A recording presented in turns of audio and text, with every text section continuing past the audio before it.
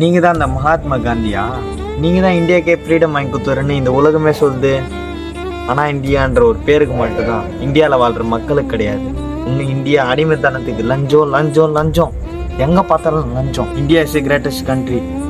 ஒரு இந்தியா 1000 ஜப்பானுக்கு சமம், ஒரு இந்தியா 10,000 சிங்கப்பூருக்கு சமம். இந்தியா பாப்புலேஷன் 1.4 பில்லியன், அமெரிக்காவோட பாப்புலேஷன் 350 M.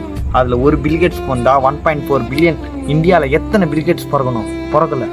காரணம் லஞ்சம் லஞ்சம் லஞ்சம். அமெரிக்கா பிரசிடென்ட் அப்ரஹாம் லிங்கன் செருப்பு தச்சுன்னு இருந்தார்.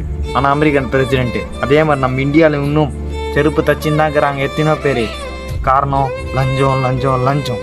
இந்தியாவில் ஒரு ஃபீட்டுக்கு, ஒரு லேண்டுக்கு, ஒரு அடிக்கும் லஞ்சம். தண்ணிக்கு லஞ்சம், வீடு கட்டணும்னாலும் லஞ்சம், கரண்ட் இசிக்கணுனாலும் லஞ்சம், அதே கரண்ட்டை கைட்டாமல் பிடுங்காமல் வச்சுக்கணுனாலும் லஞ்சம். லஞ்சம் லஞ்சம் லஞ்சம். ஒரு குழந்தை பர்த் சர்டிஃபிகேட் வாங்கினாலும் லஞ்சம், ஒரு டெத் சர்டிஃபிகேட் வாங்கினாலும் லஞ்சம். லஞ்சம் லஞ்சம் லஞ்சம். இந்த உலகத்தில் எது பண்ணாலும் லஞ்சம் தான். தினம் தினம் டெய்லி அநியாயம், மோசம், துரோகம், ஏமாற்றம் நம்ம இந்தியாவில் நடந்துதான் இருக்குது. ஆனால் இண்டிபெண்டன்ஸ் டே மட்டும் வந்துட்டா போதும். Happy independence day, happy republic day. வாட்ஸ்அப்பில் ஸ்டேட்டஸு, இன்ஸ்டாவில் ஸ்டேட்டஸு, ஃபேஸ்புக்கில் ஸ்டேட்டஸ் மட்டும்தான். அன்றைக்கி ஒரு நாள் தான் நம்மளுக்கு தேசபக்தி. சில பேருக்கு ஞாபகம் வரும், சில பேர் எப்போ பக்தியாகவே இருப்பாங்க.